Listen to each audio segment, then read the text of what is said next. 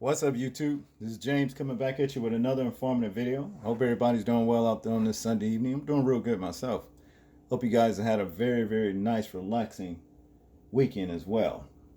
Well, I come across this particular situation about this story with the Democrats and Republicans leaders reached $900 billion coronavirus relief deal that includes stimulus checks. All right. Now, with all this coronavirus, and vaccinations talks and all that stuff going on, there has been a lot of people in this country that's been thrown into a situation to where they can't make the rent, they can't pay bills, they don't have money. You understand? And then also, with the shutdowns, other words, where people got to be in the house, they can't go to work, they can't make money. But these people here in Congress, lawmakers or what have you, are actually dragging their feet, on bringing about another stimulus package, which people desperately need at this point. Because what was it, back in March or whatever, I think it was, where they had the last stimulus package, which was I think $1,200 a person. Well, there are talks that if there's a next stimulus package, that it wouldn't be that much. Okay, and hell, the $1,200 that wasn't enough either. Well, let's get into this particular article right here and see where they're coming from and see if we can make heads or tails of the situation.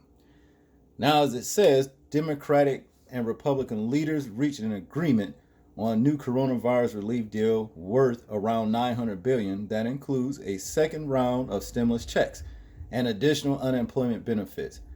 The bill will soon be put for a vote in the House and the Senate. We've agreed to a package of nearly $900 billion with targeted policies that help struggling Americans who've already waited entirely too long. Senate Majority Leader Mitch McConnell, Republican of, I think, Kentucky there, said from the Senate floor on Sunday, at long last, we had the bipartisan breakthrough the country has needed. Now we need to properly finalize tax avoidance or last minute obstacles and corporate to move this legislation through both chambers.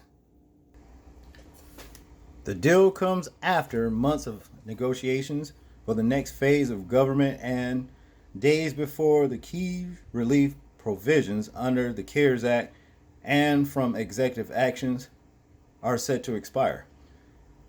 The four congressional leaders, known as the Four Corners, Mitch was a McConnell House Speaker, Nancy Pelosi, which is a Democrat, Senate Minority Leader Chuck Schumer, Democrat, New York, and House Majority Leader Kevin McCarthy, Republican, began a series of meetings last week to discuss the stimulus deal. Treasury Secretary Stephen Mnuchin, who has been representing the White House in talks, also joined the discussion. All right. Well, they need to make this happen, and they're dragging their feet, simply because it's not affecting them in any kind of way. Their bill's going to get paid. Matter of fact, I will go on to say that the American people paying their bills. But be that as it is, I digress. Let's continue. A deal among those members would mean enactment of a law is highly likely. Gordon Gray, director of fiscal policy at the American Action Forum, a conservative think tank, told Yahoo Money before the deal was struck. I don't see impedance to passage in Congress. If the leadership cuts a deal, it's as close as we can expect these days. Yeah. The New Deal leans on the $748 billion stimulus bill introduced by lawmakers from both parties last Monday and includes provisions both sides support, along with a second round of stimulus checks that wasn't part of the bipartisan proposal. Other provisions in the $900 billion deal include renewing and extending a number of additional important federal unemployment benefits that have helped families stay afloat. McConnell said also include are another round of the Paycheck Protection Program for small businesses, money for vaccine distribution, and funding for schools, McConnell said. McConnell did not mention rental assistance or student loan forbearance on the Senate floor Sunday. Two provisions include in the bipartisan agreement, but more details will come when the next text is released. The thing is this: these people know the situation that the American people have been thrown into. And they know what the American people need, and they really, really need to stop bullshitting and pass the bill, regardless of whatever it is that they're saying that they want to give the people, okay? Although we know it's just going to be barely enough to keep you afloat. You can just look at it like that because these people are very selfish. They don't give a damn about the American people, but they got to give us something simply because. Well, if they don't, look at the economy. It will totally crash. They can't have that either, you see. So there will be some sort of reciprocity, in this particular situation. Other words, we do for you, you do for us. And that's just all there is to it. Now to continue right here, it says, what's left out of the New Deal is aid for state and local government and liability protections for businesses. Both key sticky points in earlier negotiations. Democrats called the liability protection a poison pill, while the GOP characterized the state and local aid as a blue state bailout. We all know the new administration is going to be asking for yet another package, McConnell told reporters earlier on Tuesday. It's not like we won't have another opportunity to debate the merits of liability, reform, and state local government in the very near future. Now moving on to this part of the article, it goes on to say when smelly bits undoubtedly rise to the surface. Okay. Let's see what this is saying. The deal is expected to be voted on the House of Representatives and then the Senate soon, eventually reaching the White House to be signed by the president to become law. If I may ask before we go on, what president? They haven't even decided who's president yet. Trump is still fighting, saying that, they cheated in the election. Biden hasn't actually been sworn in as of yet, as far as I know. So what president? Now, to continue, with Republican and Democratic leaders releasing the text of the bill on Sunday evening and putting it for a vote soon after, lawmakers will make little time to review the over 3,000 page text. Gee, that's a lot. When smelly bits undoubtedly rise to the surface over the next few weeks, this episode will not be looked on favorably.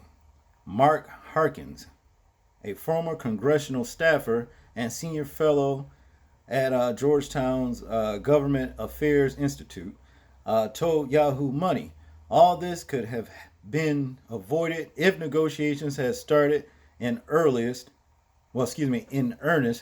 after the election and the president had taken even a modicum of the interest in the process. He didn't give a damn. Number one, because like I said, he's not affected by it. He's not affected by it by the least. They got money, you see, and it's basically the taxpayer money that they have. Okay, Now, in conclusion, right here, the price tag of the stimulus package has significantly decreased since lawmakers began negotiating this phase of the stimulus deal in July.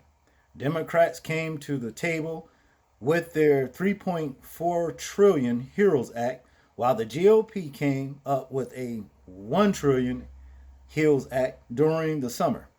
Many of the provisions in those two proposals have been trimmed or left out. Okay, so this is what I'm saying. It's not going to be, from what it sounds like, it's not going to be like what they did for us in the first place, with the $1,200 per person. Okay, but to continue, the White House was also active in the negotiations, and its stimulus proposal reached around 1.9 trillion before the election. If a deal isn't passed by Congress and signed by the president in the coming days, up to 12 million Americans will lose unemployment benefits coverage when two programs enacted under the CARES Act expire on December 26th. All right. The federal evictions memorandum paid sick leave and to state and local government, among other relief. All right. This is bad. This is not good at all for the American people, and this is the land of the free, America, where all dreams are made possible. But yet and still, people losing every damn thing. Okay? Now, whatever it is, it should be somewhat beneficial. Even if it's, it should be still enough to keep people afloat. Let's just say that. Long as it don't come with what they were proposing before, where I saw this article. Let me show you guys. You guys see what that says? Proposal suggests giving $1,500 stimulus checks in exchange for taking COVID vaccine.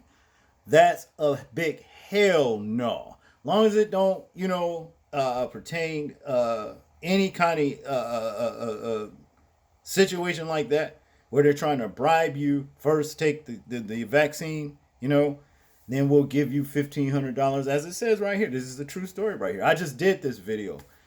Some of you may want to look it up and check it out. It's called "The Bribe is On" to take the vaccine in exchange for $1,500 stimulus money. Is it worth it? You see, I'll say, hell no, it's not worth it. So whatever their proposal was all about, we don't want this situation right here. We don't want this particular situation included in their proposal. Y'all tell me what y'all think about this particular situation. I'm interested in hearing your thoughts, your views and opinions on it. Like, comment, share, and subscribe. People, please remember to live your life as though we are being watched. This is James, and I'm out. Peace.